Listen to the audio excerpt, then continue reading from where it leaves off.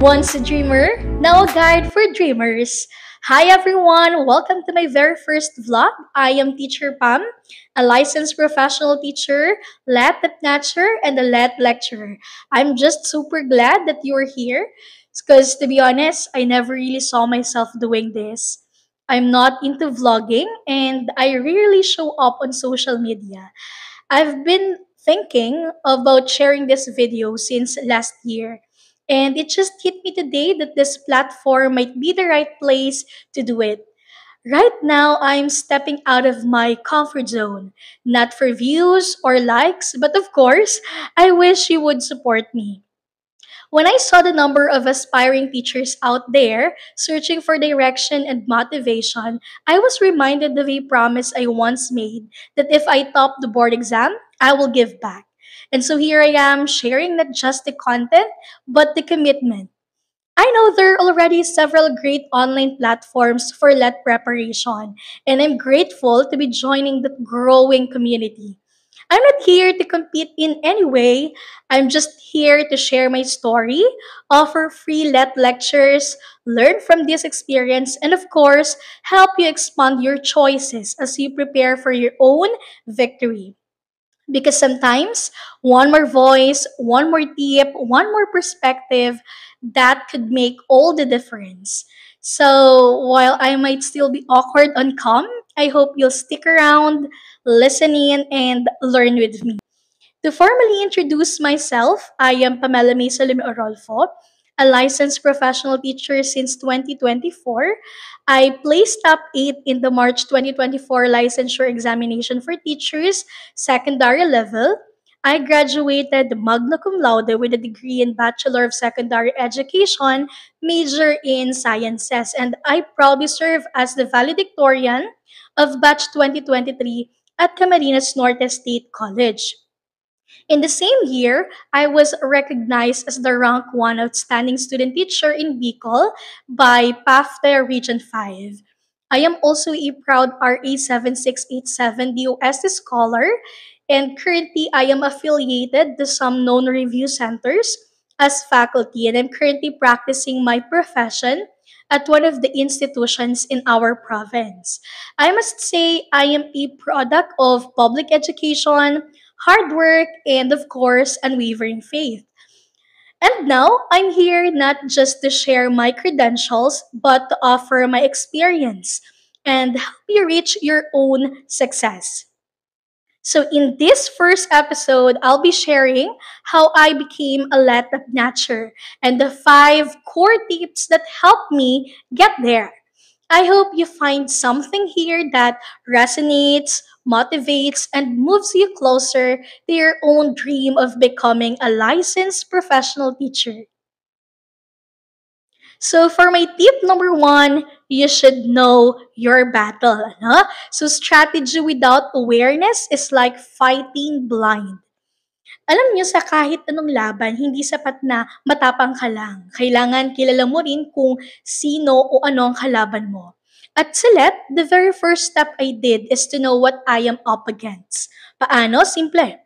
I first studied the Table of Specifications o TOS na naka-assign sa program ko which happened to be BS Ed Science. I strategized. I didn't start na magbasa ng kung ano-ano online. Inalam ko muna kung ilang percentage ang Gen Ed, Prof Ed, at Majorship. I checked the topics and their corresponding weight in the examination. Yung TOS kasi, yan yung map ng board exam. It would tell you the plan kung saan ka pupunta, anong dadaanan mo, at saan ka dapat mag-focus ng effort at time mo. With a limited time, you need to manage your review time sa paraang hinihingi ng TOS. So, future LPTs ngayong September 2025 season, I'll be leaving in the description box the link to check your TOS. Remember, in any battle, the more you know, the better you fight. Okay? So, for my tip number 2, set your mind. So, purpose fuels perseverance. So now that you know your battle, it's about time to check your mind and your heart. So ask yourself, are you ready to face this battle? Naalala ko noon, I was supposed to take the LET ng September 2023. But then my heart is telling me that I will not make it considering na hindi ako nakapag-review ng maayos. And I listened, but then somehow I regretted the decision when the results actually came out. Sabi ko sayang, pasado na rin sana ako. But little did I know what lies ahead of me. So came March 2024 and I was confident enough to face the let. And by now, you already know how my journey unfolded, right? Okay, so what I am trying to say is decide wholeheartedly if you want it now. Don't be pressured with the timeline na ini-insist ng mga nasa paligid mo. And if you feel this is your time, start asking yourself, what's my goal? Gusto ko bang pumasa o gusto kong mag-top? Kasi ibang mindset ng gustong makapasa sa gustong mag-top. Parehong okay, pero dapat clear sa'yo from the very start. So set your intention because your mindset has the power to shape your habits. Kung walang umpisa pa lang, malinaw na sa'yo ang goal mo, mas madali kang mag-commit. When I was starting, I barely mentioned my dream of topping the board exam. But I always wanted it deep down my heart. I have this thinking that the more they know, the harder it will be for me to achieve it. If I have to put a title on my let journey, it would surely be the untold story of every manifestation. I have shared on the screen some of my writings and Facebook posts na naka-only me, where I always claim to be a top natcher. And I believe in the power of manifestation because whatever you scream into the universe, it will always find its way back to you. Okay? For my tip number three, know your learning style. Okay? So alam na alam natin bilang guro that there is no one size fits all in learning. Studying without direction is like running in circles. Pagod ka nga, pero wala kang narating. That's why it's important to know the conditions where your brain works best, when it can truly process, absorb, and retain what you're learning. We all learn differently, and recognizing your learning style can make a huge difference. Are you an auditory learner na mas natututo kapag may naririnig? Maybe lectures, podcasts, or even explaining concepts aloud will help you a lot. O baka naman visual learner ka who remembers more through charts, colors, or written notes. Pwede ring tactile learner ka, yung tipong kailangan mo sinusulat or hinahawakan ang materials. Or maybe, you're a kinesthetic learner na mas effective kapag may galaw, like lumalakad while reviewing or acting out ideas. As for me, I'm effective in most of these strategies. I write notes na may color-coded highlights. I listen to my own recording while explaining key ideas kahit nasa jeep or naglalakad ako. I also walk habang nagkakabisa ng mga names, title ng books, and RAs. Ano? So aside from knowing how you learn, it's equally important then to know when you learn best. Morning person ka ba? Yung tipong alert na alert ka at 6 a.m. Or ikaw ay isang night owl? Yung productivity mo nag-i-start pa lang habang tulog na halos lahat? So walang masama sa kahit ano. So just be honest with yourself and work around your natural energy. In my case, I followed a scientific claim that our brain works best ng madaling araw. And as a working reviewee, I review from 4 a.m. to 7 a.m. Then papasok ako sa work ng 8 to 5 p.m. And after work, mag-start ulit ako ng 7 p.m. to 9 p.m. I tried to avoid yung sinasabi ring nagbi-brain rot if walang proper amount of sleep. And here's something many overlook. Your learning environment matters too. Hindi kailangan bongga, but choose a specific place where your mind can focus. Ako, I just had my usual study table where I pile all my reviewers. I never posted anything din sa wall, but I put a whiteboard where I can draw diagrams lalo na sa major ko para ma-summarize at makabisa ko agad ng mabilis. So, train your brain by studying in a specific space, a consistent spot where you can focus. When your mind becomes familiar with that space as a learning zone, it becomes easier to switch into study mode. Lastly, fuel your brain with the right kind of energy. So while reviewing, pwede kang kumain, no? So yung mga snack that supports focus and memory. So you could try nuts, dark chocolates, boiled eggs, fruits like banana, and always hydrate, ano? Avoid too much sugar o kayang empty carbs because they will only make you crash mid-review. But here's the thing, kung hindi effective ang isang habit, huwag kang magpatuloy sa pagkakamali, ano?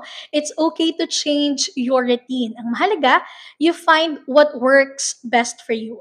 At kung kaya mong i-combine ang different strategies, sabi nga 'di ba, different strokes for different folks, kaya don't be afraid to experiment.